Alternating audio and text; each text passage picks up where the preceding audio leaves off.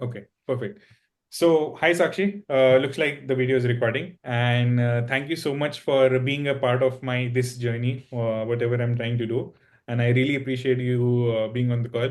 This is the first time we have somebody from Google, so it's a big moment for me because I mean every company is a big company. I'm not denying that, but Google would also be kind of one of the dream companies that I would ever want to work for. So I really appreciate that you are in such a company, and then you're being with me for this conversation, so I appreciate that. Just to give a brief introduction from my end about Sakshi, I'll ask you as well for your intro, but before I'll try to introduce you from my end. So I have known Sakshi since 2015 2016 because we were part of the same undergrad, same department, same class. And I think very early on, I got to know in, I think, third year, Sakshi already gave her GRE. Maybe I might be wrong, but Yeah. it was early on. And then I was very bad at English, and I couldn't score well. So soon enough, I asked Sakshi about some, I don't know if she remembers or not. So I asked about, how did you balance your scores in verbal and math and all. Then I realized Sakshi used to read books. I had no idea about Sakshi reading books. But yeah, then I got to know, okay, this is something that comes by default, and it takes a lot of time. Anyways, eventually I couldn't end up scoring good in verbal section at least. But irrespective, I've known Sakshi for far too long. We are unable to have a conversation like on a daily basis or at times. But she's been a good friend of mine, and we've known each other for there'll be about to be 10 years next year. Yeah. Difficult to digest that in, but yeah, really amazing person. I would say if there's anybody has any doubts, please get on to Sakshi's emails or LinkedIn's. She would be happy to help you because I know her as an individual, as a person, other than the professional life, which we'll get to know more about Sakshi. So, Sakshi, if you can give a brief introduction about yourself from your end, we would love to hear that. Okay. Thank you for the amazing introduction. Hi, everyone. I'm Sakshi. I currently work as a technical program manager at Google. I was um, I was an undergraduate student with Shubham in Mumbai University. We did our bachelor's in electronics and telecommunications. After that, I immediately came for my master's. I chose to specialize and get my master's in telecommunications from University of Maryland College Park. And after that, I graduated in 2021. So I was one of the COVID batches. So I know the pain. After that, I started working at a startup called DeepSig Inc. Great company. It's in Virginia. And I worked as a 5G software engineer. I was working on their new product. Worked there for 7 months. After that, I decided that it was time for me to take the big leap. So I started applying and I got into Apple. I think with after 3 months of applying. So December 2021, I came to Apple in California. And I started working as a system design engineer in their field team, which basically tests iPhones, iPads, watches, everything. After that, I worked at Apple for 1 year, 7 months, and then I moved to Google. And now I'm a TPM in the Pixel Carrier Certification team. And yeah, like Shubham said, love to read books. Haven't been able to read as much.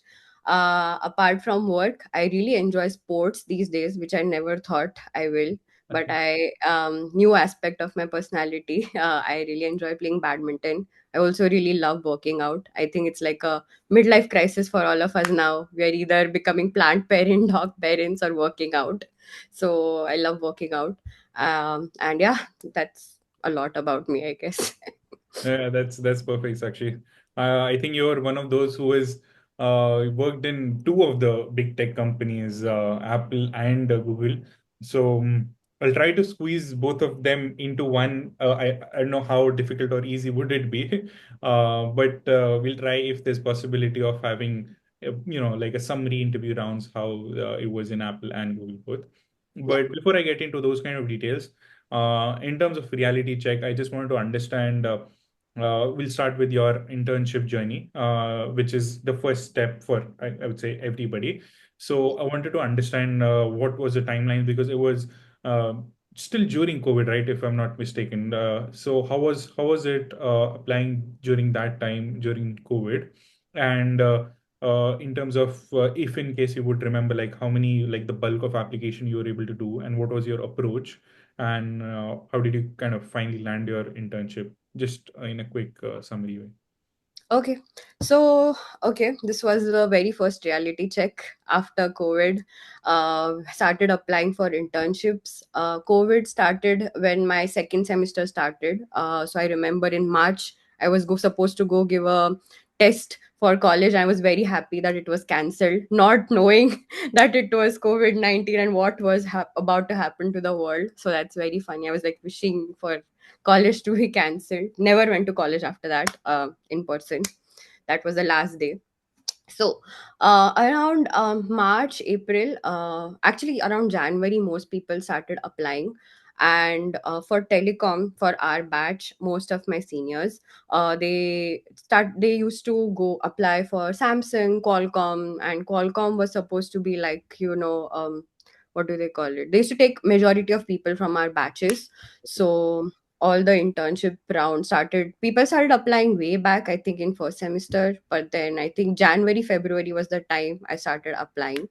And then March happened, and then everything changed a lot. So the biggest problem was that most of the applications got taken, the roles got taken down. So I remember I had a number, like there were 80 applications, and out of those 50 or 55, the roles just got taken down because of COVID. It was a big struggle. Obviously, just applying for me, the biggest takeaway from my journey is applying online has never worked for me for anything at all. So I also had a cold email template or cold message template, as we have as students. Used to apply, uh, used to message people on LinkedIn, email people on LinkedIn, take help from my seniors. And thankfully, I think I never viewed LinkedIn as a very important resource. But there were a lot of people who really, they get back to you. I never thought, because I used to view all these YouTube videos where people are like, cold messaging never works, and these are the three headliners you should have. And I never had that. I just messaged what I felt like. So I remember there was this person working in T-Mobile. Her name is Kathy, and she's still a really good, I don't know, she's really good acquaintance. She always congratulates me. She's really, really senior. And at that time, T-Mobile had not merged with Sprint. We had another carrier called Sprint. Mm. So she was very happy to, she just spoke to me and she's like, I think there's a internship we can have. It is in Virginia, very close to Maryland. So you can drive, come, whatever. And I was very happy. Then the minute COVID hit, she's like, I'm very sorry to do this to you. I don't have the budget, and we don't need the resource anymore. And mainly for hardware and telecom, the problem was that people needed to be there in person for the internships, which Mm. was not happening because everything went remote. So she's like, I don't have a remote internship for you. And the one which we had in person got cancelled. And I don't have the budget to create a new position for you, because at that time I was like, I don't even need the money, I just want any experience, I can work unpaid. But she's like, we can't do that because of HR rules. So that was the first blow. Again, after that I kept applying, and then the summer happened. And I think none of my classmates had internships. Oh, Just one or two people who got into, I remember one got into Qualcomm and one got into Samsung, and that's it. Nobody else had an internship. um my husband right now, he's in cybersecurity, and I had a lot of friends in cybersec. Their entire batch got internships. So I would just say it's a hardware thing or a telecom thing, but cybersec, everybody had multiple offers for internships. So anyway, kind of a bummer. But I was working part time for the summer and I never stopped applying.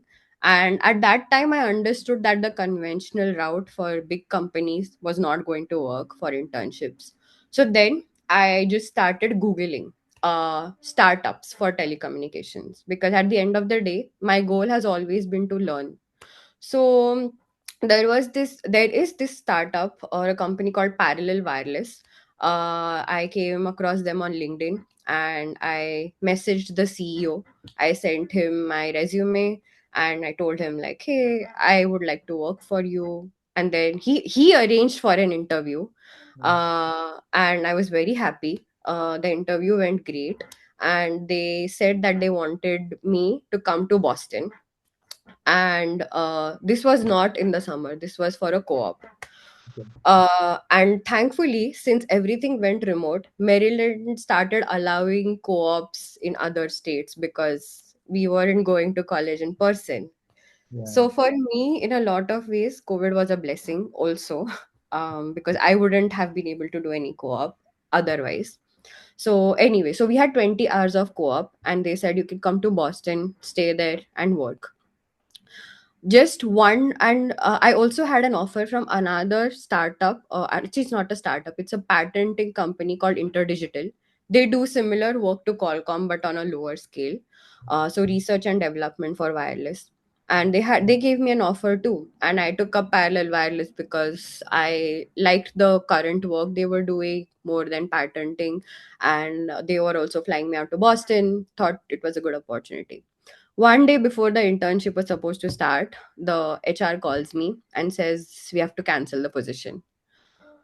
Uh, I did not understand what was happening. I asked her what happened. She's like, we just found out from our payroll and legal that Maryland and Boston don't have a partnership, some tax partnership. So if you come to Boston, we'll have to pay you, and we'll also have to pay Maryland tax and Boston tax, and you also have to pay that. So we cannot afford that. And I was heartbroken. They could have told me this earlier. They chose to told me a day before. I begged them. I literally begged them. I'll work remote. I'll do whatever. They were like, no, sorry. And just after that, 1 week was a blur. I didn't know what to do. It was very Um, hard. Sorry to interrupt Sakshi in between, but was this the time that you had, assuming as you being an international student, you had your F1 CPT already started and So again, several legal problems cropped up because I'd already put them on my CPT. uh, I already had an employer at Maryland, and I the co-op is 20 hours and the employer is like 20 hours. And then during the semester, you have to merge everything into 20 hours. You can't work 40 hours. So I told my employer that I'll not be working anymore, or I'll work for 3 hours. I'd put them on my CPT, and then after this, I don't even remember how I did everything. But yeah, I called up Maryland. I called up the university. I told them that this is not happening anymore. Can you arrange for a renewed CPT? And then I called up my employer at the university, and he was so nice. They were really really like family, and they were like, okay, yeah, just start working your job again. Which I was thankful about, because I was paying for my whole thing on my own, and it was a big deal. So I think after that happened, I started applying again. And just like the thing happened to you, the other offer which I had from InterDigital, I just decided to email the recruiter, and I know they had somebody else. So, I emailed them, hey, is this, I know I'm still open, I'm still available. If this is still open, I would love to come work. And the recruiter is like, sorry, no, we have another guy. I said, okay, fine. And I don't know what happened. 2 days later, he emails me, oh, the other guy just, backed out. So we still have the offer open, and it was the same pay rate as what the Parallel Wireless was giving me, which was a big deal for me. And I was above the moon. But I kept confirming with them, is this real? And that company was in Pennsylvania, Conshohocken. So again, I told them that I cannot come. If is it okay for me to work remote? And they're like, yeah, we're good with remote work, remote co-op. And till the day they sent me all the equipment, I was not ready to believe that this is happening. I did not even tell my employer and anything, just got my CPT again, renewed again. I have so many CPTs, I had lost count by that time. So, but yeah, so that was my first co-op. It was the role of wireless platform development intern. So for 5G, there is an open AI, open resource site.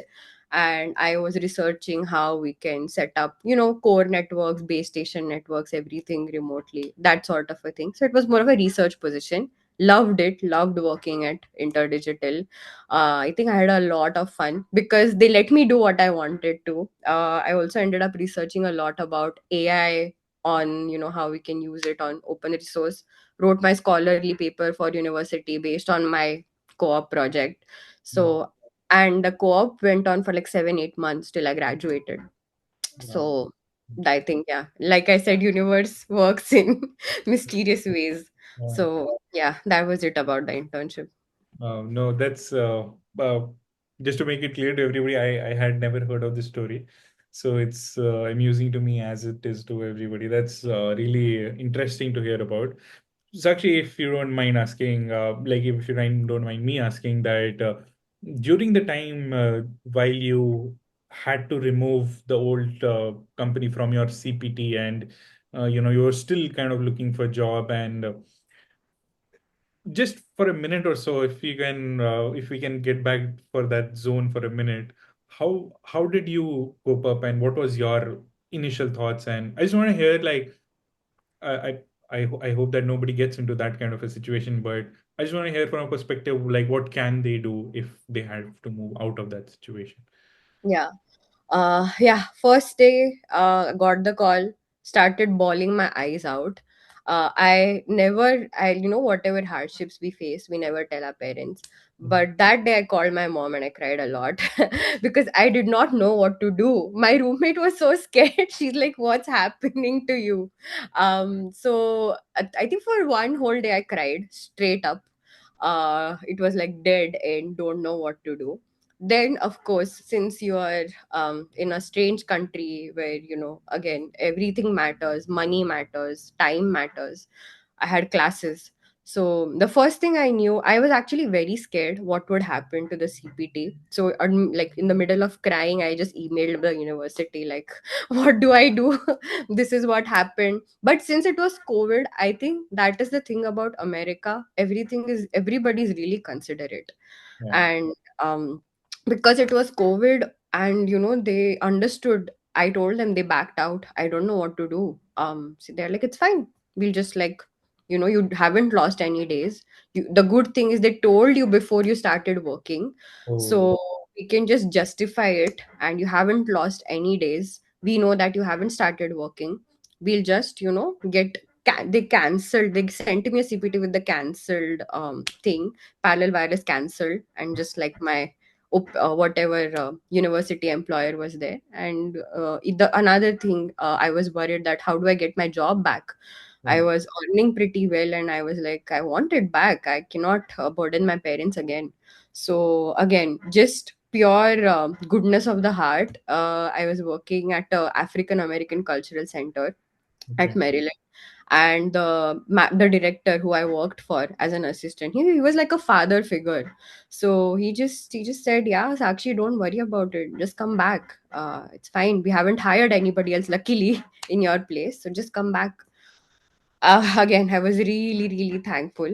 And just felt gratitude that I have things. I just tried to ground myself, because in that state I always had a thing: I cannot go into a hole, I cannot get depressed, there's a lot riding on me. So I think 2 days I was depressed. After that I was like, okay, it's fine. And also, when you talk to people around you, when you talk to friends, roommates, you kind of realize COVID screwed everybody. Mhm. So they're like, dude, at least you got an offer. At least people don't even have that, so it's fine. Screw the other people, like it was their loss that they didn't get you. So I was just fine. But, and also another thing about me is I don't think about emailing or messaging anybody. People have that thing in their head that, oh my God, if I email a recruiter back or if I message them back, will it be like low of me? Will they think I'm pestering them or bothering them? Don't think that. Just email. You are a student. You need the internship. You need the job. Obviously, don't email them every single day, but you can just follow up. Mm. So that's what I did. I just followed up with my recruiter from the other company. I was a little scared because I'd rejected their offer in the first place. But if I had not emailed them, they wouldn't have come to me. So nothing would have ever worked out. So I would just say email, email, message, anybody you can. Uh, That's it. Perfect. Perfect. Well, thank you so much.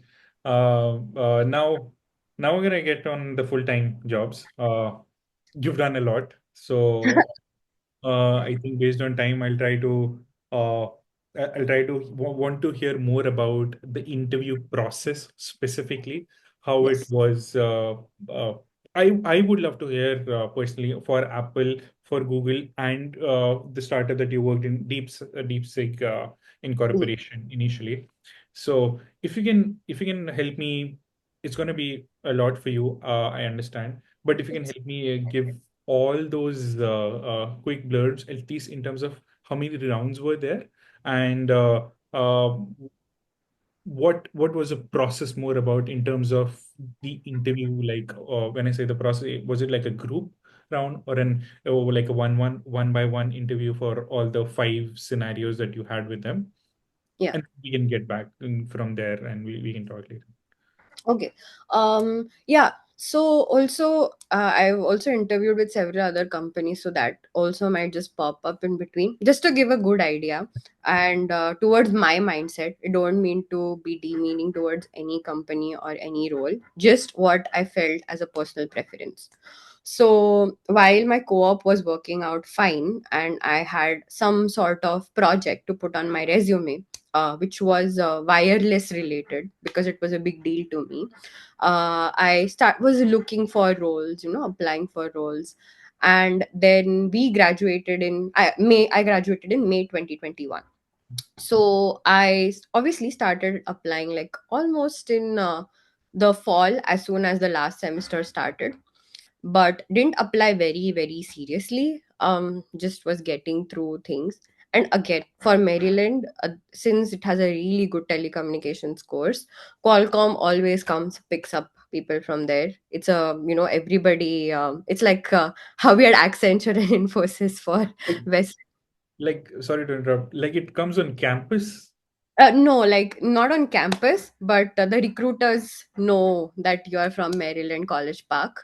Okay. Before my batch, my seniors, out of uh, 40 people who were in purely doing wireless, because the rest half of the class does networking, and people go towards networking a lot as opposed to wireless. 40 people in wireless, 20 got hired in Qualcomm, my previous batch.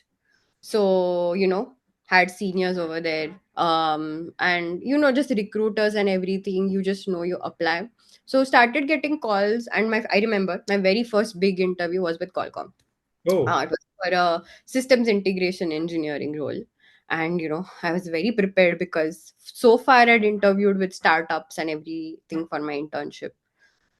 So this guy comes up, the interviewer, on my screen. He doesn't even look at me. He's like, okay, your name is Sakshi. Yes, okay. And then you remember we had Viva questions? He has a list of questions prepared. Define Nyquist theorem. Define frequency sampling rate. So he's asking me, he has not bothered to ask me about my experience, my resume, nothing.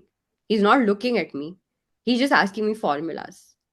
So I was so angry and disappointed. I think by the end of the interview, I was just saying I don't know, because I didn't know, because I hadn't, rectified the Nyquist sampling theorem. I was like, he'll ask me about my project, which was a very good project.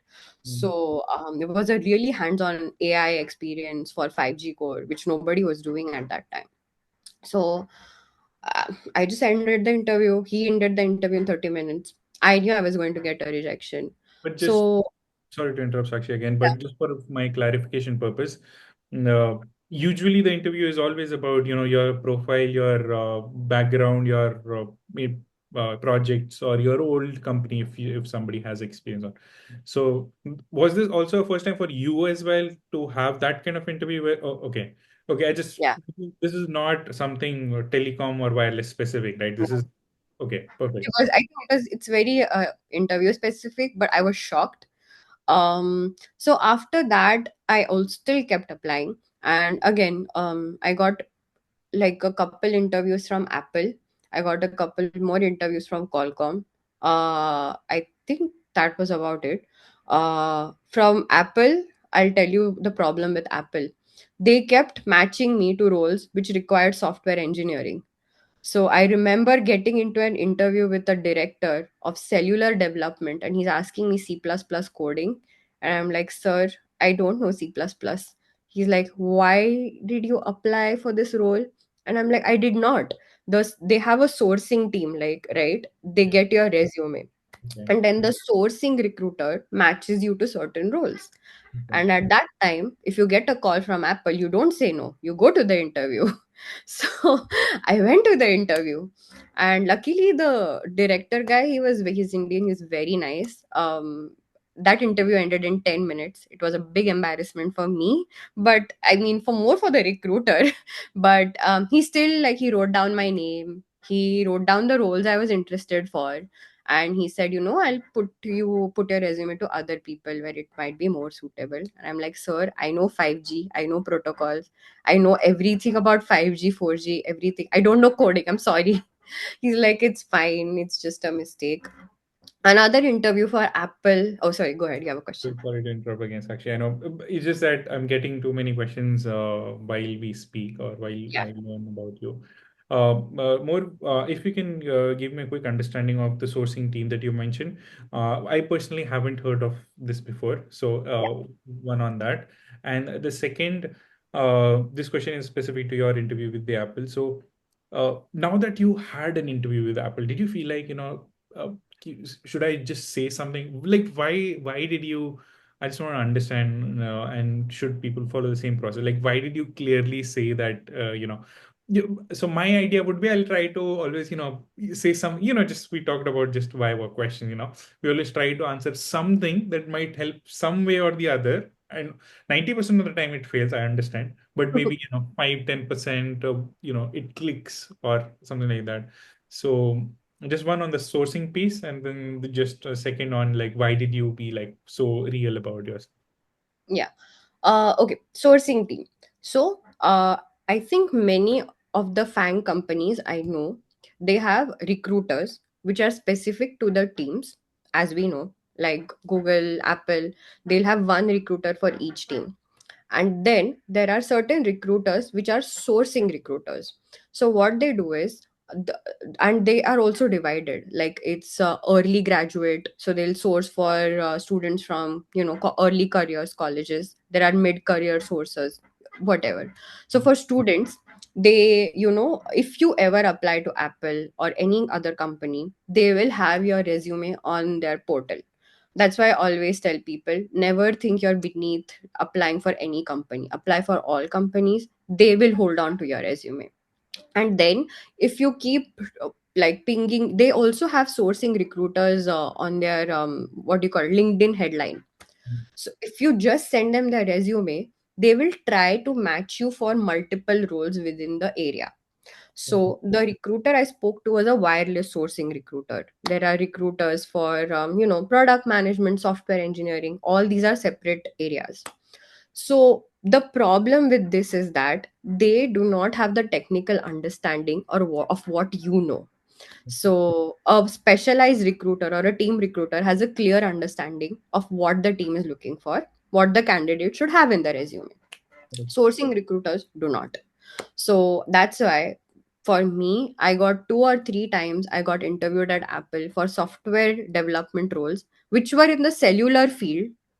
I think they only read wireless or cellular in my resume, but it was hardcore development, like software engineering. So that is what a sourcing recruiter is. It is good to reach out to a sourcing recruiter. Again, I would say definitely reach out. They doesn't help it's always good to have a call from a company, always good. But sometimes these mishaps happen, and know that again, it's not your fault. It just happens. It's the recruiter's fault, or it was a misunderstanding.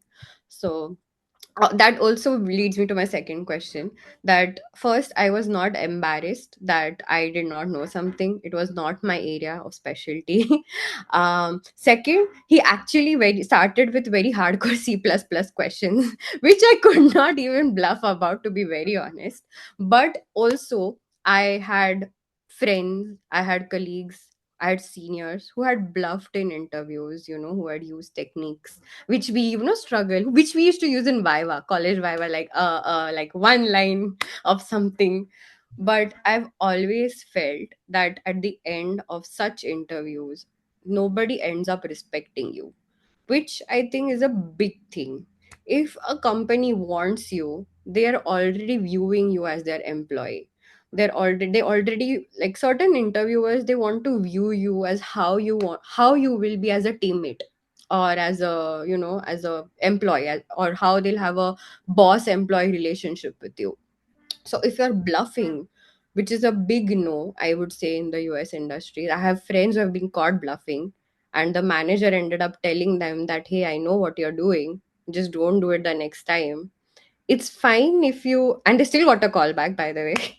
But I would say it will never work out, because you know what you did, they know what they did, they know what you did, and at the end they will never rely upon you.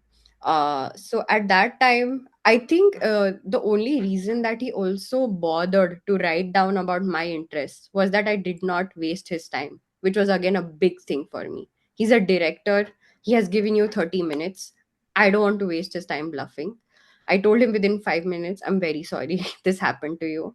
But I think that was the reason he gave me another 5 minutes of his time. If I'd wasted his time, it would have been bad.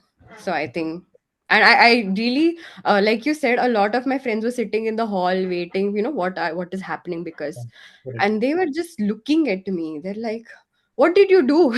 Why did you come out in 10 minutes? And I think, like, that's just me. I felt like I had to do that. So I think it worked out well. I even today, I wouldn't want anybody to waste my time. It's very valuable as a employee. So I would appreciate them more if they're honest. So I think it is what it is. Perfect. No, I completely agree. It's just that maybe for the slightest of the minute, you get more greedy that for that one particular time, which is shouldn't be the case. I think I completely understand. Yeah. Uh, but yeah, this is a learning for me as an individual as well. I'll also try to, because like sometimes I'm like, no, let me just try to complete it. Maybe even though if it doesn't fit my area of expertise or I have no idea about it.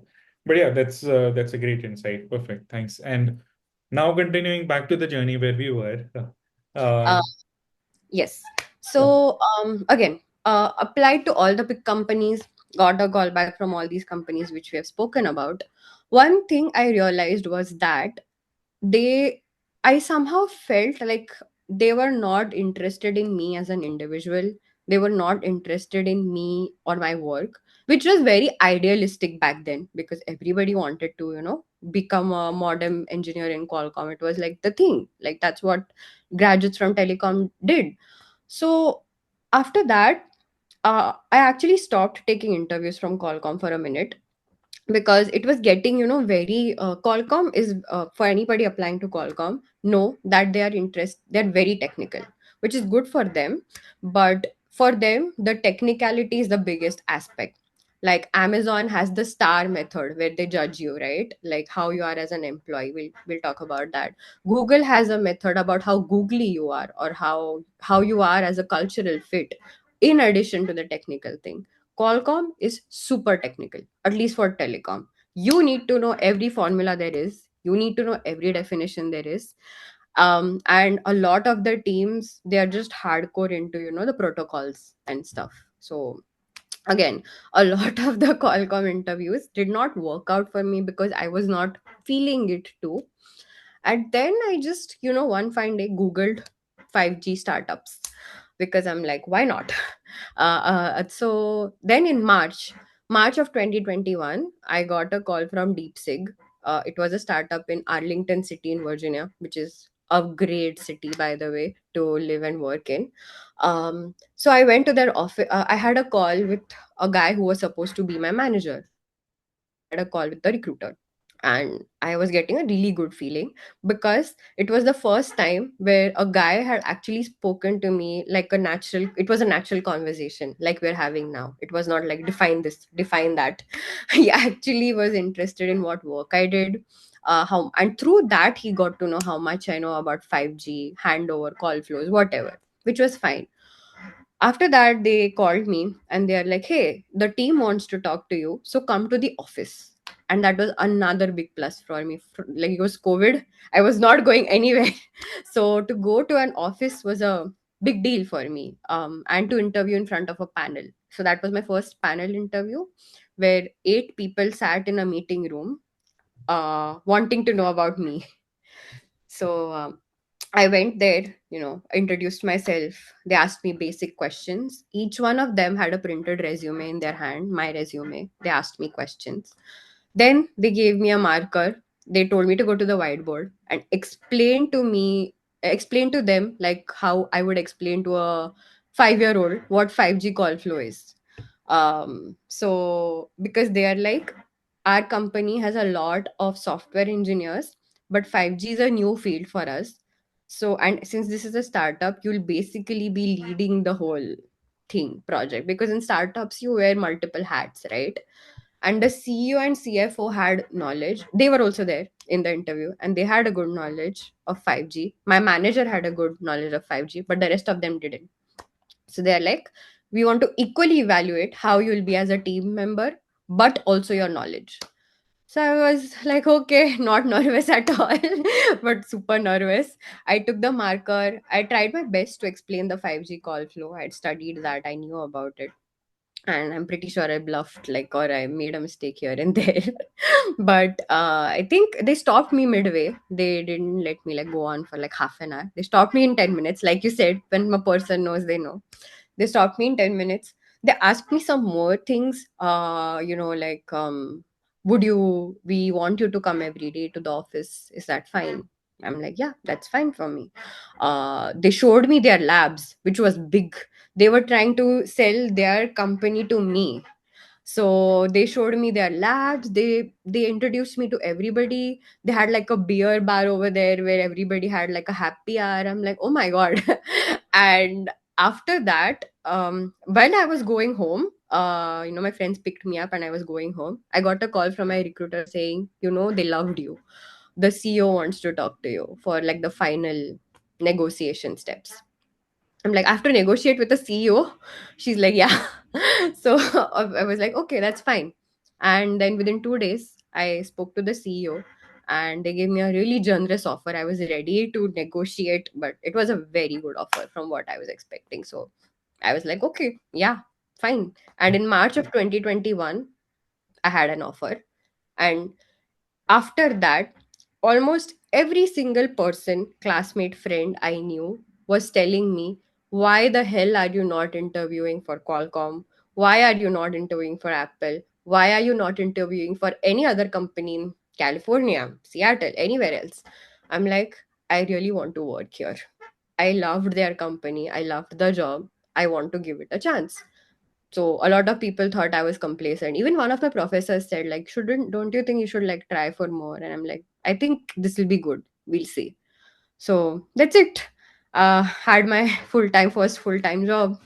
And if you, I'm leaving space if you have any questions. Yeah, so actually the only question that I have here right now is more about you informed that this was an in-person interview that you gave in. Uh, any thoughts on what if it was a virtual interview, or would you prefer in-person interview? And if yes, like why the difference in both the cases? I think that I can also compare because that was my only in person. After that, also for Apple, Google, everything has been virtual. And I think the experience of in person panel was amazing because in the virtual rounds, they cannot detect your body language. You cannot detect their body language. And recruiters tend to, interviewers just tend to sit like this. They're just looking at you. So it's very unnerving. It's very scary to know because they don't give any cues versus where you are in person, you can detect from the body language if they're understanding what you're saying, if you're bluffing, if you're going on and on and on, which is a big no. Like all the university has a career development workshop, and in that they constantly tell you be concise and to the point in your interviews. Don't blabber. Nobody likes that. So I felt the in person was a great experience. It also helped me, like helped them sell me on the job because I saw the office, I saw the people I was going to work with, which is a big deal. If it, at least for me, it's a big deal. So I think the in person is definitely a great experience in my opinion. Got it. Perfect. Perfect. Now, frankly, I'm sure we are at time or should be at time, but now the title would be somewhere around revolving around Google, which we haven't talked about today. But this was very important for us to know, I think, because that's how the journey started. So Yes. now I'm going to move on to the next step, your interview experience at Apple, and your interview experience at Google.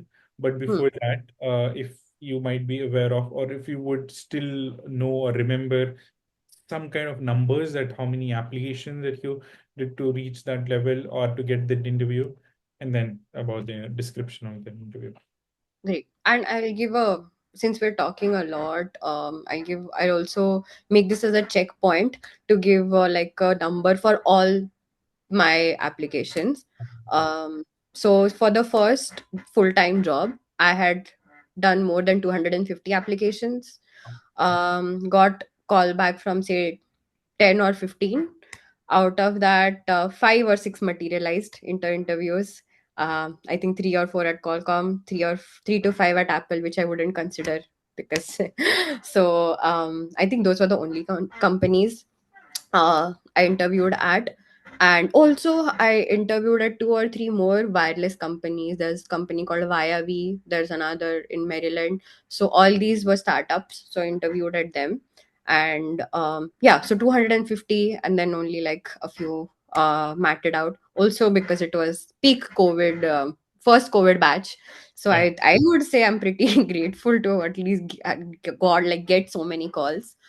um and then after so I got an offer, I would say pretty early because my semester started in Jan, and in March I had an offer. And after that, like I said, I stopped interviewing because I did not want to I did not want to pressurize myself also, and I did not want to have that what do you call it, a conscience fight. Should I go for the big company, should I go for the startup? Because even like all the people you meet tell you like, why startup, go for a big one.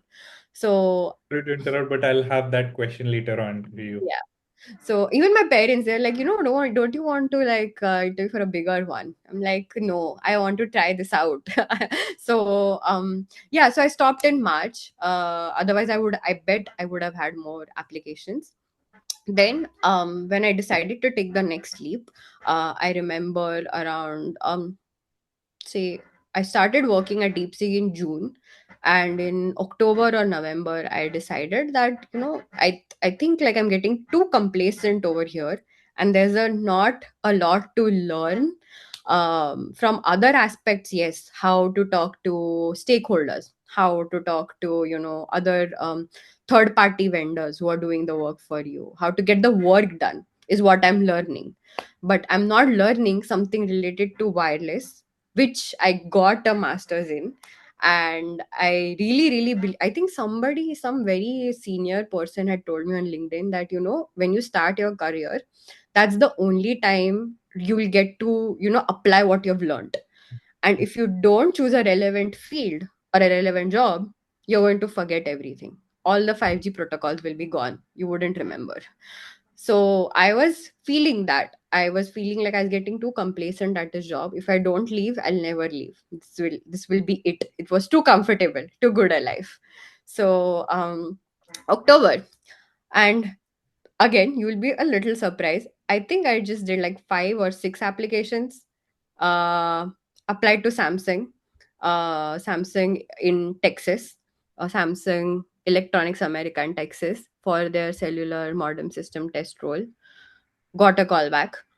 Wow. Did Got a call back from the recruiter, and at the same time applied to Apple and got picked for 3 roles: the system design engineer role, wireless MIMO role, and there was another modem system test role in San Diego.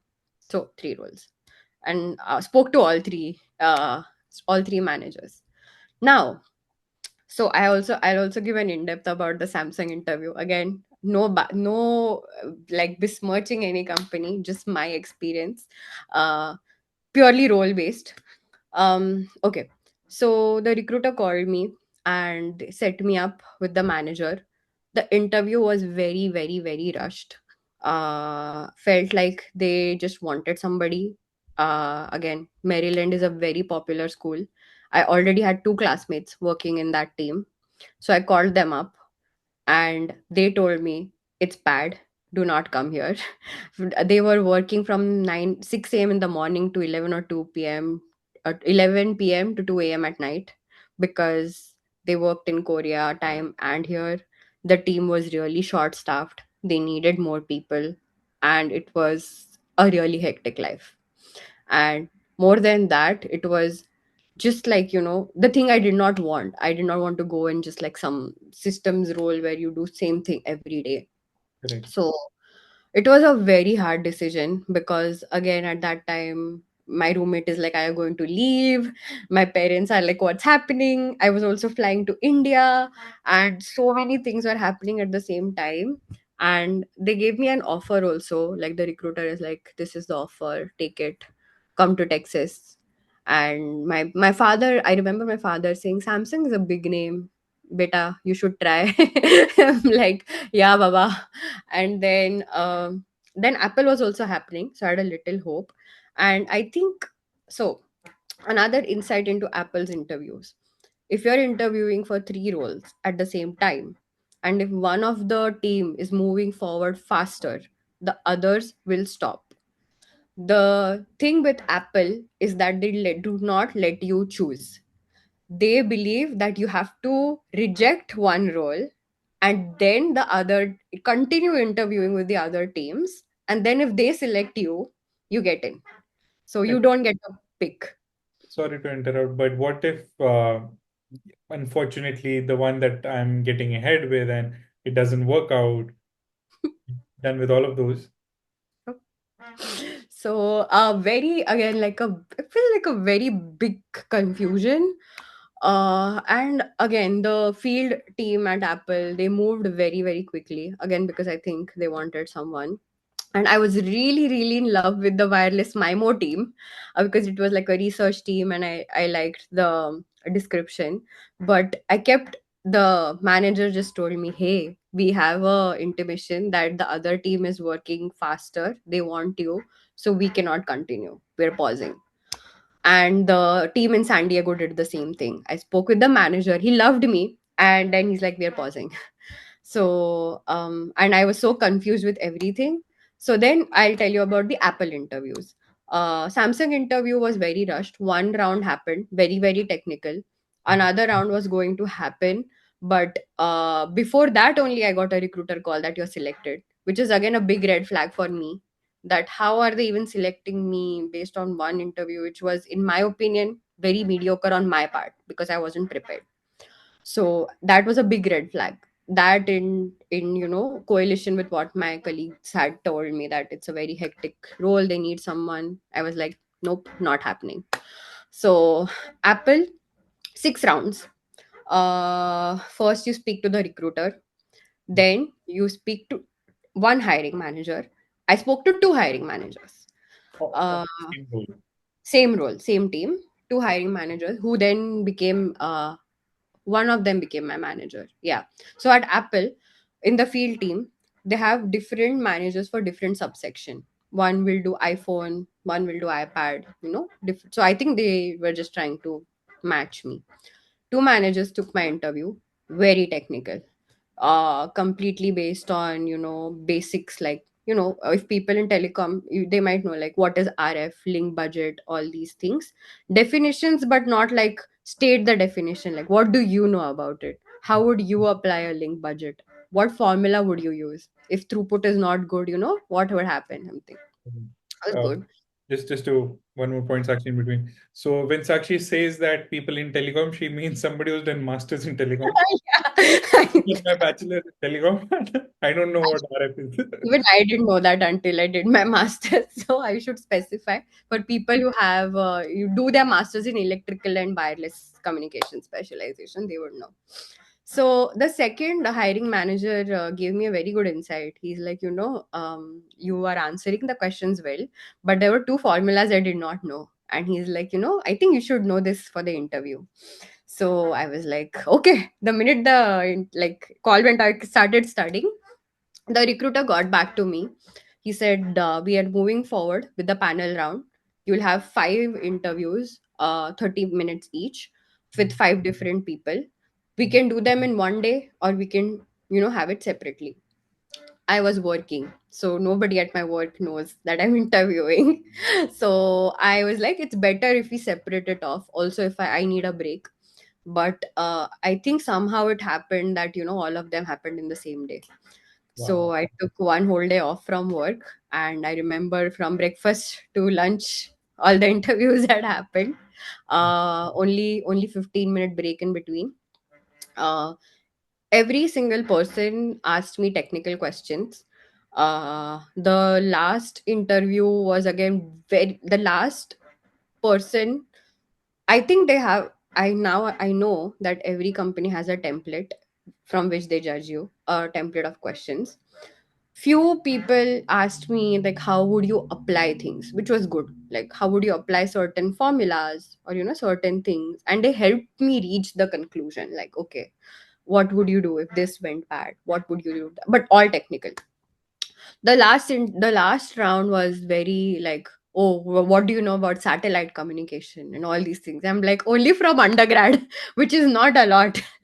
And again, the interviewer kept asking me things which I did not know the answer to, but here I tried at least from the basics of what I knew. But again, I made sure not to blabber. If I didn't know something, I was very straight up that I don't know this, and they were like, okay, it's fine, just testing what you know. So that I think it's more because they what team they want to put you in. But at that time you're so scared. After the interview I told my friend, "Mm-mm, I watched it. I'm not getting a call back." But after a week, I got a call back from the recruiter. And again, I was pressurizing him really hard because I had another offer. And I was like, from Samsung. And I'm like, I don't know what to do. Just can you push this hard? And then there was the final interview with the leadership in London, the director of the field team, Alistair. He sits in London. Completely leadership, completely behavioral. It was fine for me. I feel like I do well at behavioral interviews, just because I don't know, everyone has that thing. Some people are good at technical, some are behavioral. That was not even like a bothering factor for me. I just talked to him, he spoke to me, he's like, why this team, why Apple, why this, why that. And I was like, okay, done. After that I went to India. I went to India for a vacation, like with my parents. And again, I had no clue. I hadn't rejected Samsung also. And they were pressurizing me, like, tell me what's up. And then in India, I got a final offer from Apple that, hey, this is it. We want you on the team. Everything went through. And then all the paperwork started. So that was it. I think 7 rounds in total, two, five, eight rounds in total for Apple. Uh, So actually, that's first of all, that's really amazing. I just wanted to hear about a question that got into my mind. So you had five panel rounds in one day, and all of these were one by one individualistically. This was Yeah. also technical. And on the other hand, the first company that you worked in, which was DeepSig, so Hmm. there you had a panel round where the whole panel of, I guess, five or It more, eight yeah. people sitting in. So I just want to understand, like, how would you prefer the environment to be? Like a one-by-one conversation with all the individuals that you're speaking, it be it virtual or in person, or would you prefer all people at once so that you can like have that call all in whole with all of them? What's Hmm. your approach? Uh, okay, so this is, I think this is a very company specific question also. For DeepSig or a startup, I would prefer they're sitting all at once because the questions are more lenient and engaging towards how you'll take their company forward or the product forward or everything. Or for companies like Apple, Google, Qualcomm, the panel tends to be very technical, and I wouldn't want to be in like five heavily technical people judging me at once. No way. I would watch it personally because you're very nervous, right? At least in one on one, they take you to the conclusion. Right. You don't feel like other people are judging you while you're talking to one person, which might very well happen in a technical interview. So is it the right answer, is it the wrong answer? I don't know the answer. So for technical and for the big companies, I feel it's a very good pattern. I've also done interview training for Google now, like to be an interviewee, and that's how actually they prefer it. You have a one-on-one conversation with the candidate, you gauge how they are, and then you have to write like a detailed report of how the candidate was, which you wouldn't be able to do if five people were screaming at them at once. What is this formula, what is that formula? So that is more for when you get the job. But for the interview, I would prefer one on one for big tech. Sure. Perfect. And now that I think you worked at Apple for like you said 1 year, 7 months, or somewhere around that range. So before I get to the next question of your interview with Google, so I did a hint earlier, but I wanna learn more about after your undergrad. Would you prefer working at a startup, or would you prefer working at a, let's say, big tech fan company, any of those? And be it yes on any of those, why the yes on like whichever side would you prefer? Yeah, very good question. So, for start, I would say, again, on my individual opinion, the startup experience helps a lot. Okay, this is going to be very viewer specific, but if the movie Band Baja Barat, they're like, Janakpuri apne apne uncle hai, apne auntie hai, kuch ऊंच नीच होनी है. So I feel it's like the same thing. You're very, very new. You're going to make mistakes. You're not going to be a professional who knows to draft every email, make presentations. You don't know anything. And to be very honest, people in corporate don't have time to teach you. Especially in big techs, nobody has the time to teach you. They will just say, hey, get this done. And you have to figure it out, which is also a good learning experience. But I feel in a startup, it's on a much like relaxed level, I would say. And also like I feel like it's a very good experience to help you feel that you're a part of something, help you feel how it knows. Because for us, I don't think we'll actually know what we are a part of until we become like a VP or a director and we're actually like leading teams and products. So that experience I was very thankful for the startup. They gave me the freedom to work on whatever I wanted. I worked so much more on the things like what I wanted, and all that reflected on my resume. I would have never gotten a call from Samsung, Apple, anybody if I didn't have the co-op, the startup on my resume. So I would say if you are starting out, and also a big thing for me is that I never had any experience out of bachelor's, directly came to master's, which again I would prefer that, because for specialized field like telecom, if you're not working in telecom in India, there's no point in working in some other Java or some other company and coming here. It's zero experience, counts as zero experience. So for me, it was a big thing that my first job has to be somewhere where I can learn, and that's why I chose a startup. So I would say it has paid off, definitely. All right. All right. No, perfect. Thank you for answering two questions in one question only, because that would have been or could have been the another question, because one of the reasons I came in from a background of with less 3+ years of experience before I did my master's. But yeah, important insight that if you're doing your job in the same domain that you did your bachelor's from, and you're doing your master or about to do your master in the same domain, then it's way logical otherwise. Yeah. Perfect. No, that's appreciative. Now I think finally Yeah. this one is going to be tough for me, frankly, Sakshi, because I have to decide on what the headline of the uh, you know I'm so sorry.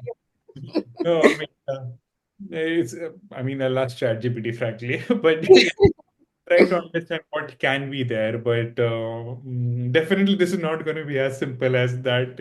I Uh, but yes, now coming down to where you are right now, which is cooking. So if you can help us with your interview experience on, what kind of questions and the things that you've been answering since the past, I don't know, maybe more than half an hour.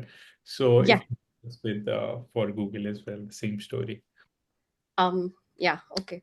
And also, I don't know if you want me to answer the part like why I decided to leave Apple, because again, I think that comes up a I I lot. I would love to. I would love to, because one of the reasons you interviewed for Google, that I'm sure you were thinking of, you started applying because you were looking to move on to other companies. But I'm not sure how much, if you can also help us, like how many applications did you do, or like was Google the one where you wanted to? Because I guess while you were explaining about Samsung and Apple, that you didn't have to apply for a lot of Yeah. company. Was yeah, early on you got those interviews, right? So the same, if we would love to hear about this Google as well. Same thing with Apple. Having Apple on your resume really helps. I would say that. I think I okay. So like a background, most people in my career graph do not switch as much as I have done. Uh, Three switches in 3 years. Um, so very unconventional. I've heard that a lot. I get that a lot, but up so also like a reality check. I did not fit like my team at Apple was a good fit for me for my career. It was I value work life balance a lot. Not in the fact that I want to come home and chill, but there should be like mental sanity, there should be respect, there should be a good culture. I did not find that in my team at Apple. Again, not all teams at Apple are like that. We have a friend Akshay, he's very very happy at Apple. So again, it's very team and manager specific. I just felt like the team which I was in was also not a fit from a master standpoint of view. Like the work which I was doing could have been easily be done by a bachelor student, or like somebody who was a contractor. They don't need master's knowledge for that. And secondly, getting promotions in that team was very hard. No way to draft a good career path. It was very very competitive, too many people, way less opportunities. And third, like I said, it was not a very good environment. I think I would like to bring this up with the recent EY things that happened in EY. I was personally going through a similar thing at Apple. Not I was not in a good mentally good state, and I would like to state, since whoever is watching this, do not be afraid to switch companies. If it's not a good role, if it's not a good team, if it's not a good fit for you, don't stay for the company name. It's your life is way more than a attachment to any company. They will lay you off in a minute. So do not put anything above your mental health. So I think, sorry to interrupt, Sakshi. I think that's a very big thing and important thing to say, because for me as an individual, agreeing to the fact of how many people would be listening to the interview, that's not the main point for me. But as an individual, for me, I think when you are in a company like Apple, which you already mentioned, big name, big value on your resume, all the things that you already completely mentioned, it's very hard to uh, say no to something like that, which is now that you are a part of it, and take on the next step, which is very important. But I feel like it's it's kind of you'll be like, what if something bad, what if is that hoping that nothing bad happens, but then it's also, but yeah, that's an important insight. Yeah. You should value yourself, your time. Doesn't necessarily have to be that you are doing something or doing nothing at your home or having fun, irrespective of whatever you're doing. It's you just need some time for yourself. Yeah. Yeah. That's Yeah. a very valuable and important thing to share. Thanks, actually. Yeah, please. Yeah. So I decided that I wanted to move on. Another very tough choice people and even I faced was that where do you go after Apple? And it's a very real thing because even my seniors have said this to me. The jump is Qualcomm to Apple, and then you settle at Apple, and that's life. And even it, like, pay wise also, but more than that, the name and the stature, the role, and you feel like you'll downgrade or down level. But I eventually, after like a lot of thinking and introspection on my own, I was like, it's fine, I don't mind. Again, for me it's about the work. uh so we'll do that. So I applied. I remember there's a company called and also by this time, when I joined Apple, I had an inkling to go towards management. So not leave the technical side completely, but go towards have like the management aspect of it, again, which also I was not getting in my role at Apple. So I started looking at roles towards management because now I had a good role. So I was not just going to go to any company. I never acted out of desperation. So, whatever feels like a good fit. So I remember I applied to Palo Alto Networks, very good company. It's here in the Bay Area, and they had a 5G network, some consultant, solutions consultant position. I really liked it. So they called me up. We had a call, and then I think it just didn't materialize out. The thing with Apple is that with I don't know if it was Apple or it was my luck. With Apple on your resume, I got a call back from almost everywhere I applied. So and that was, I think, just two or three. Just Palo Alto Networks, one more company I'd applied to, I don't remember, and then Google. So Google, I had applied for Pixel Solutions consultant role. Again, I thought like it's kind of towards management side. You get the consulting aspect. I feel like I'm good at talking. I don't have to leave technical background back. So it was all a fit. And sure enough, one day the recruiter calls me and she's like, "Hey, this is a good fit. Can you tell me about the role at you work at Apple?" And I told her. She's like, "Do you know anything about Verizon, AT&T? All these carriers?" I'm like, I test with Verizon, but that's all I know. Not a lot.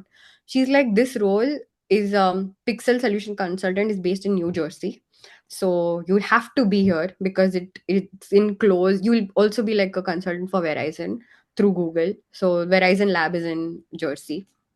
So she's like, you have to move. I said, "No, I can't move. I have a house here. So I recently bought a house. So I'm like, I can't move. Don't you have anything over here?" She's like, sorry, don't have anything. I said, okay. But before I kept the call, I told her, hey, by the way, there are a lot of TPM roles coming up in Pixel. Do you think you can consider me for one of those? She's like, there's some other recruiter handling those roles. I'll put you in touch. And by now I'd been ghosted by so many recruiters that I was like, this is not happening. But that's what's different about Google. Some recruiters are so good. Like, I'll tell, like, you'll know this story, but they really care about you as an individual, not just as an application. So she, like, within 5 minutes, she had put CC'd me on an email with the other recruiter, my recruiter, Colin. And this guy was like, yeah, hey, I was your resume looks good. I'm like, oh yeah, fine, thanks. I had never applied online. Okay, no application has been there online, just for the solutions consultant. So he's like, okay, fine, your resume looks good, let me send it to all the hiring managers, and we'll see. I said, okay. After a week or so, he's like, I sent it to 6 hiring managers and you have a good feedback from 5 of them. 5 of them are interested. So I said, okay. I was very happy. I'm like, okay, what to do next? Now he's like, wait, don't get too excited. And I was like, why? He's like, see, listen, Sakshi, we have to we have to go ahead very carefully. There are some roles which want a level 4. There are some roles which want a level 3. You have 2 years of experience but zero technical program management experience, so you will be kind of treated as a fresher. I said, fair enough. So he's like, would you be willing to downgrade that? Because I feel like we can have 100% shot if you downgrade. But for a level 4 or a level 5, it'll be harder because you have more competition and less experience. I was like, wow, this guy cares about me so much. And he's like, I want you to have the best shot. And again, if you go for 4 or 5 teams, they kind of judge you like, oh, why is she interviewing with everybody, not one or whatever. So he's like, we'll pick one team. I said, okay, pick whichever one you want. And he's like, there's this team, carrier certification team. They have a role for L3. The manager likes you. What do you want to do? Said, go ahead. And then I flew to India for my engagement. And from India, I gave an interview with my hiring manager. Oh, Uh, 30 minutes interview, out of which 20 minutes I spent on asking him, sorry, I can't hear you. Sorry, I can't hear you. Because there was a phone lag. It was not a video interview, it was audio call. There was a lag. He's Chinese, so there's also an accent problem. And I felt like I was watching this so bad. After the interview, I told my father and my fiance, are like, what happened? What happened? I'm like, I don't know. I'm not getting it, maybe. Then 2 days, but it was all technical. The manager asked me 4 questions which were technical, like what do you see in an RRC packet, RRC message, whatever. He asked me first, what do you work on at Apple? Based on that, he asked me the technical questions. And 2 questions he asked me from a management perspective, like what do you think would be a problem for us as a technical program manager for a team? Pick one problem and tell me the solution. And at that time, I was working at Apple, and I know when you work in hardware, there's always a time zone problem because the team, half the hardware teams in Shanghai or Taiwan, and you are here. And I've always had late night or early morning meetings, always. So I picked that problem up. And coincidentally, that's the problem we're having because now I'm in this team. And I don't know how. He just really liked it. And I think there were like one other management question. Uh, I think 3 or 4 days later, the recruiter is like, he liked you. I'm like, oh, okay. And he's like, we'll do panel. And I said, okay, amazing. And then I came back from my engagement, and he's like, the role has been paused. So frozen. And this is happening in November of 2020, 2022. Role is frozen. yeah.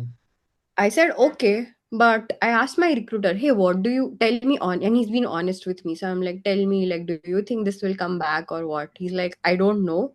They decide budget headcount every quarter. So I will let you know. This guy never ghosted me. I emailed him every month, and he kept telling me in detail, okay, like, Sakshi, this quarter, no headcount. This quarter's headcount is going to be decided, March end something. Like you said, if something's going to happen, is going to happen. I had that feeling. Mm. I did not even apply anywhere else. I just had a feeling it's going to work out. And I kept checking on LinkedIn. And then on April, the role came back on, and I emailed my recruiter, Colin, I saw the role is up. He's like, I was just about to email you that the role is up. Let's proceed from where we stopped. And I was going to go to India for my wedding in May. So it was like my Google's process has started in August. Okay, so And yeah, August, September. And then November, I gave interview. Then it paused. And now we are in April. And he's like, let's do it, panel round, 5 rounds, 5 interviewers, and they insist on having different times, not together on the same day. okay. So I said, look, I'm going for my wedding, I can't be stressed with all this. We'll see. But he's like, and I also asked him, is there anybody else in the competition? I want to know. And he told me, there's one other candidate, but he's not given like the first interview like you have, so you have a upper hand. So I said, okay. I finished the wedding. In the flight, I was reading the Cracking the PM interview book. On my wedding day selections, I'm reading the book. And on my honeymoon in Singapore, 1 a.m. at night, I told my husband, get out of the room, I'm giving the interview. 1 a.m. at night, I gave the first panel, first interview. She's asking me, why is there night at your place? I'm like, I'm in Singapore on my honeymoon. She's like, okay. So I was studying throughout, gave my first round, came back, gave the other, like throughout jet lag, I gave my rounds. Google's rounds, Google's interview process, at least for TPM, is amazing. 2 rounds are technical, 2 other rounds are behavioral, and 1 round is where they test you for googliness, and leadership, which is basically how you'll be fit as a part of Google and team, and based on their values and missions. I thought like it's going to be very well bifurcated. It's not. You cannot tell which round is technical, you cannot tell which is behavioral, you cannot tell which is googly, even after the interview is done, because the questions are so good. They're like asking me about what will happen if this happens, and then what technical knowledge you'll put in that, and I'm like, wow, this is amazing, and it feels like a conversation. So for Google, I always tell people who apply and who get the interview, just be natural. And the recruiters also prep you a lot for the interview. So my recruiter had told me, prepare examples, prepare 6 concise examples, and be so crisp. Practice in front of the mirror every day, because they will ask you examples. Give us a time when this happened, give us a time when that happened, what will you do if this happens, kind of questions. He's like, if you don't have examples, prepare 2 from college, I don't care, prepare examples. I was like, okay, I'll prepare examples. And then I read like Google, okay, customer is king, mission, bringing like world's information, what not. And then coincidentally, like throughout the interview process, I spoke about my project at Apple, side projects which I was doing. They loved it. They wanted to know more. And I'm like, I can't tell you more because of the NDA, but this is the kind of work I was doing. And then, yeah, sure enough, after those rounds, it was done. There is no like leadership round or anything. My recruiter is like, again, they love you, they want you on the team. I said, okay, do it now. I want to leave this company, because by that time I was very frustrated at Apple. Oh, he's like, oh no, it takes like 6 weeks to transfer your H1B. And I'm like, oh my. But I was like, it's fine, whatever. So, anyway, the interview process happened. Everything was fun and fine. After that, negotiations happened, and again, it's like a very tricky thing, because Apple, Google, you're taking like a role hit. But again, I felt like if you feel something is really inclining towards your purpose in life, you should go for it. I loved the role, loved the people, got a really good vibe from all of my teammates, and sure enough, I was like really happy. So that's how Google worked out. One important question, Sakshi. Was any interview that you gave at Google in US, or was it all in India? No, no, no. All of them. Only the first one was in Singapore. Rest of them were in US. And yeah, one was on the day I landed back from the airport. I came back and I'm just opened my screen and I'm giving the interview. So yeah, all of them were in US time. Just not one, which is very funny. Oh, perfect. No, yeah, I think I just got lost listening to the conversation because this was very interesting, and I was imagining myself like seeing you giving that interview. It was so, it was so nice the way you told about the story. So, okay, I think these were the questions that I had, frankly, and you've literally touched each and every point, starting after your, including your internship, your co-op, your full-time, and all the roles that you've had. As I was making a fun of, actually, it might be a lot difficult for me to find a headline for our I bet. but no, that's amazing. I mean, we got an insight on Qualcomm, we got an insight on Samsung, we got an insight on Apple, Google, and I don't even remember a few of the companies that you told. Yeah. But yeah, that's really important. And the H1B transfer takes 6 weeks, which is again an important thing to know. So I plan. didn't know that. I was shocked. Yeah. No, I didn't know that as well. That's again an insightful information for me. But yeah, that's that. I think I technically I should end my questions here. But the only problem is that towards the end, I always have this one question which always comes up to my mind. And again, it came up to my mind. Was you kind of slightly mentioned about it, but this would be the last ever question that I'll ask, but I have to. So this is more about, I'll divide it into two parts. Hmm. Sakshi at 21 again, or somebody trying to follow Sakshi's path at 19, 20, or that kind of range. What advice would you give? One, in terms of generic, if you have any inputs, your thoughts on what changes should the person make. Second is very specific. Should the person work at one single company for those 3 4 years? You kind of briefly mentioned about it, but still point on that, or changing roles as and when you feel like or need, or based on keeping everything aside and your thoughts. So these two sub A and B points on this question. Yes. Again, very good questions. So, just to anybody who's listening out there, if I was 21, frankly, I have had a very, very, very unconventional trajectory throughout my college.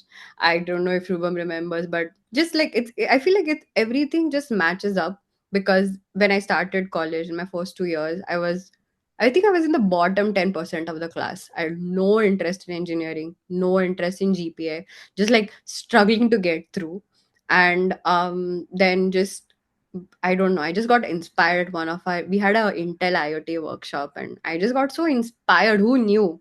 We had just gone for fun, and just got so inspired, and then ended up liking all my telecom courses, whatever we learned through Tech Max. But I just liked it. So I just, I at every step, I felt there was always a conventional versus an unconventional decision. Okay, do I get a job? Do I give my master's? Because, like Shubham mentioned, I gave my GRE very early on, and I would say to anybody out there, just in any way or the other, test out what you want to do, test out a life which you're drafting. For example, I did an internship in L&T when I was in a bachelor's second year, summer, and I saw the life, and I just felt like, no, that was not it. This is not what I want to do. I would anyway end up doing something else, so don't want to waste my time doing something which doesn't match my purpose, which I've gotten right now. So I don't want to end that drive because I've like my GPA increased, everything increased, and I didn't want to stop it. So I gave my GRE very early. I was sure, I convinced my parents that, I have to go, I have to learn. There is no point me working some job in Java, C++, whatever, and then going and doing masters in something else. And coding is something which I personally never liked. So I just want to go do my masters. And then again, I I feel like 100 people told me Maryland is not going to work out because of my initial dip in my GPA. I'm like, I don't care. I'm applying, and it's not like I just got in. I worked on other aspects. I worked on internships. I worked on getting papers published. I worked on several other. I'd never enjoyed college because I was doing all these things on the side. Also getting like punishment from our faculty because I'm not attending classes because I'm doing an internship. But I researched enough to make my SOP and LOR strong, which we'll talk about in some other session. But yeah, just found a path, and ran behind it so much, did not get confused by what people were telling me, because I really trust my intuition a lot. I believe in that. I believe in universe hinting at me. And Maryland happened. After that also COVID happened, and so at every point of time I felt like, no, wasn't going to work out. This wasn't going to work out. This is not a conventional decision. And then I felt like I should take it anyway, because serves me, serves my purpose, at least whatever I'm doing in life. I don't want to feel like I did not try. So think it works out. uh Also, like, coming in, to your second question, do should people switch within a 3-year span, or should they stick to one company? And I think several videos have also been published on it, from career coaches. I would very well say, like, switch. Definitely switch. You will never ever achieve that pay grade in one company. The amount of increments we get, you will never achieve if you don't switch. Switching is the key to increasing your pay. Switching is the key to also, you know, getting different positions, getting higher levels, I would also say. Sometimes you don't get higher levels, but you change your field. One thing I would touch on is that another unconventional thing was that I moved from a completely technical role to a TPM role, which people from like MEM and MB and everybody is trying for. And I remember my husband telling me, like, You're changing companies, you're changing field. What are you doing? You're doing it. What are you doing? You're leaving Apple within like before 2 years. Everybody was like, don't leave Apple before 2 years. And I'm like, the timing will never hit. If I keep waiting for 2 years, this role would have gone. So if the timing feels right, switch. Definitely switch. Don't stick in one company for 3 to 4 years. I feel in early careers, the more you switch, the more you grow. Pay wise, level wise, everything. Also, if you want to change fields like I did, and I want to delve more into management, so I think I'll keep doing that. One thing a very good friend told me is that never stop until you reach what you want. Never think about any company loyalty, anything, until you reach the goal which you want. So that's what I follow. I feel like it's good to be, good to be loyal to the work you do, because they also pay you for that. But that doesn't mean that holds up your whole life. So don't worry about getting judged by other people. You'll always stay stagnant if you do. Just worry about growing and do what you want. I think that's what I would say. Oh, that's a nice end to the conversation. I know we didn't touch upon the part that you moved from a technical or like purely technical role to the, let's say TPM role, still technical, but kind of less as compared to the more you were earlier. That would have been another 30 minutes, I'm sure about it. But Yeah. yes, thanks for touching upon that piece of it as well. And that's really important insights. And that's what I wanted to share as an, because everybody has their own thoughts. You shared about your thoughts and the reason why those thoughts. So it's all good. I don't see it's not like a binary 0 or 1. I feel like it's always, gray area things and Yeah. depends case by case basis, which your case, the Yeah. unconventional. Yeah. Unconventional. Yeah. Perfect. Perfect. Now the headline, the unconventional approach. Okay, this something like super. Yeah. That's so much work thinking, like, so much work you put into a video. Oh my God.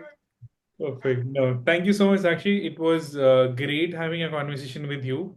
Uh, I just wanted to mention to it to everybody. This is also me the first time asking Sakshi all these questions because I personally didn't. I mean, I've seen her LinkedIn. I know her on Instagram. I know like basic overview how it's happening, and that's what I think every third person would be knowing about Sakshi, unless it's their close group of people. But it's very helpful to know the actual insights into that story. So thanks for like literally touching every single pathway, so that people get to those reality checks, which you shared earlier. And yeah, I mean, within the just like 3 or 3+ years, you've gained so much. So I wish you all the best in the future as well. And thank you so much for being on the session, and thank you so much for providing all those insights. It was a pleasure being here. I'm glad that this platform, with this platform, so many people can know what it's like and how it's like. And it's not like, in your first video you said it's not a bed of roses, and it's not. People just on LinkedIn just see like, oh, you just get what you want and just the perfect. I get so many comments and messages on my LinkedIn saying, oh, like perfect resume for Google, or will this resume help, or will this what should I do? And it's not about the resume. The resume will only get into the ATC. But it's like I said, I don't think my resume has ever gotten into the software. It's more about what you do offline, and how you use every experience on your career, or your resume, to tell it to a person. If so many people I know get the interview and then they can't tell what they did, which I feel is the biggest thing for companies like Google, Amazon, Apple. They want to know what you did, and they can't prepare like these succinct examples of what they did. So I think like, it's really good you have this platform to help people out. It's amazing. Perfect. Thank you. Thank you so much, Sakshi. And thanks for your time. And yeah, maybe we'll meet up again somewhere soon. Sure. Yes. And Sure. would like to have like an in-person chat as well soon. Perfect. Yes. Thank you.